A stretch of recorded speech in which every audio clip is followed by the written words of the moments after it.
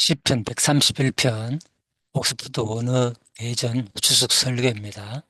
제목은 은혜의 가치를 아는 자만이 참된 은혜의 초청자가 될 수 있다. 시편 131편 3절입니다. 이스라엘아 지금부터 영원까지 여호와를 바랄지어다. 예, 시편 131편은 여호와 앞에서 토로하는 순례자의 신앙인으로서의 겸손과 심령의 평안에 대한 내용입니다. 1절에서 2절은 신앙인으로서의 겸손과 심령의 평안의 토로인데 1절은 특히 1절 가운데서 상반절은 여호와여 내 마음이 교만치 아니하고 내 눈이 높지 아니하며 라고 되어 있습니다. 그리고 하반절은 내가 큰 일과 미치지 못할 기이한 일을 힘쓰지 아니하나이다 라고 되어 있습니다.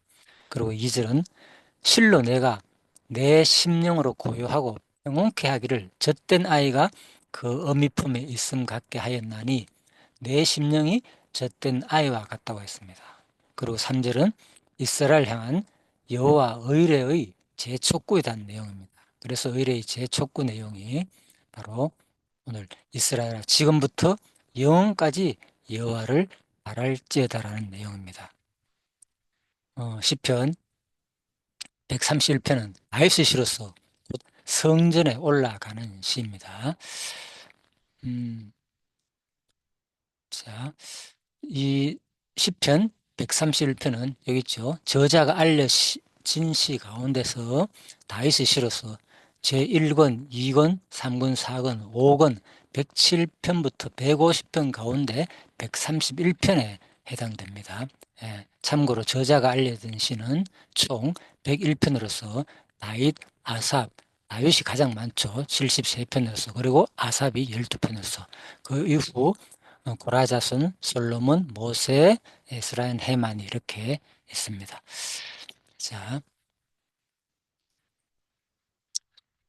주석 설교 내용을 읽어보도록 하겠습니다.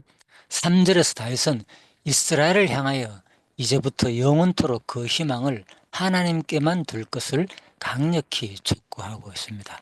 다윗이 이처럼 이스라엘에게 하나님께만 희망을 둘 것을 촉구한 데에는 그가 앞절에서 고백한 것처럼 하나님께 희망을 둔 그 자신의 삶이 누리는 평안과 안위가 세상을 의지하고 희망하며 살았던 때와는 비교할 수 없이 크고 가치 있는 것임을 깨달았기 때문입니다.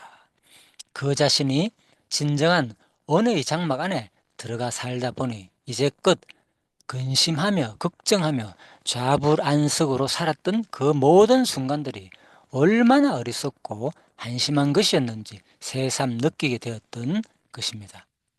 여러분, 자신이 누리고 있는 은혜의 감격과 기쁨을 이처럼 당당하게 밝히고 그들도 이같이 축복의 자리에 들어오기를 기원하는 것만큼 설득력 있는 말이 어디 있겠습니까?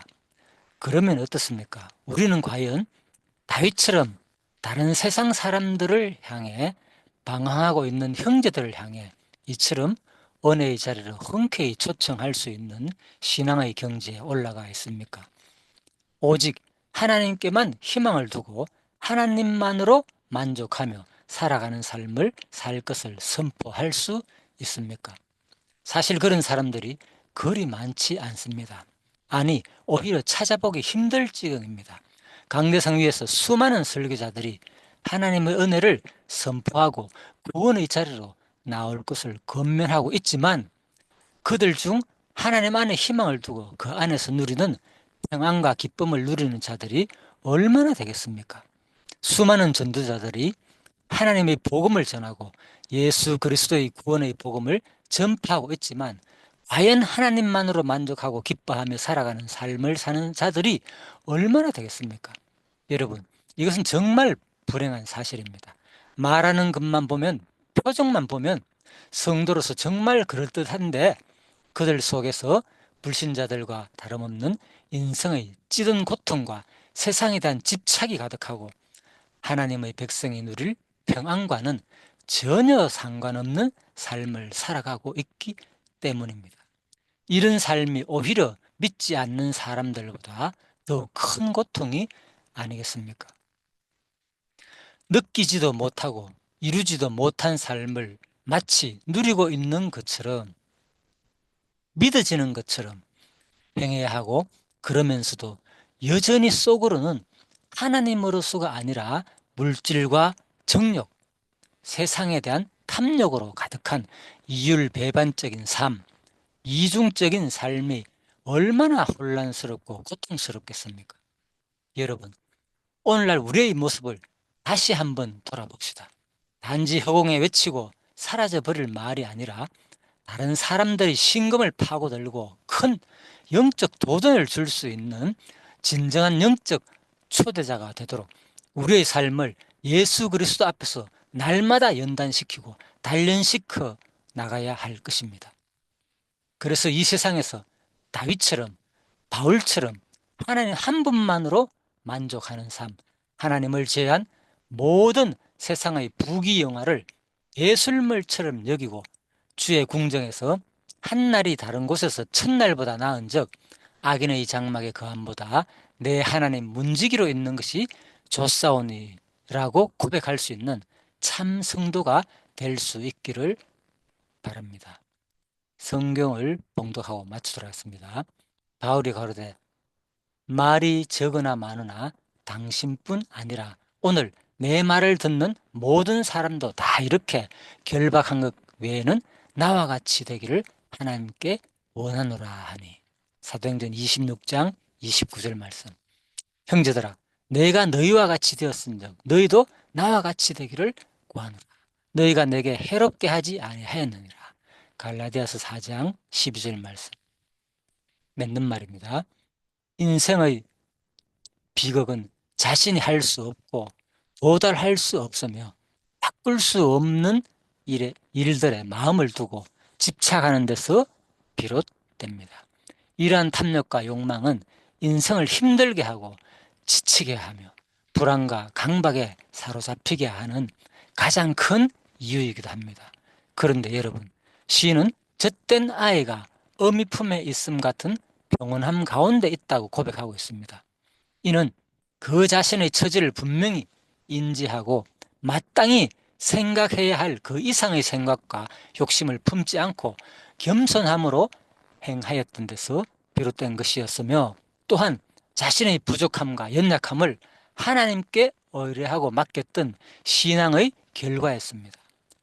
여러분, 성도로서 우리도 이러한 겸손과 하나님의 의뢰의 신앙을 가져야 할 것입니다. 결론에 대한 맺은말 성경 구절입니다. 요한복음 14장입니다. 26절.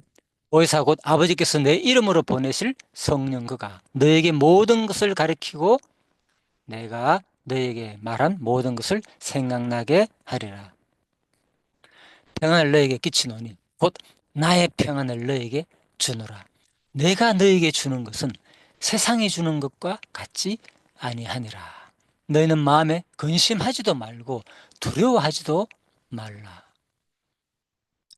에베소 4장 7절에서 12절 말씀입니다. 우리 각 사람에게 그리스도의 선물의 분량대로 은혜를 주셨나니 그가 어떤 사람은 사도로, 어떤 사람은 선지자로, 어떤 사람은 복음 전하는 자로, 어떤 사람은 목사와 교사로 삼으셨으니 이는 성도를 온전하게 하여 봉사의 일을 하게 하며 그리스도의 몸을 세우려 하심이라. 지존 무상하며 영원히 거하며 거룩하다 이름하는 자가 이같이 말씀하시되 내가 높고 거룩한 곳에 거하며 또한 통회하고 마음이 겸손한 자와 함께 거하나니 이는 겸손한 자의 영을 소성케 하며 통회하는 자의 마음을 소성케 하려 함이라. 이사야 57장 15절 말씀입니다. 주 앞에서 낮추라. 그리하면 주께서 너희를 높이시리라. 야고보서 4장 10절 말씀입니다.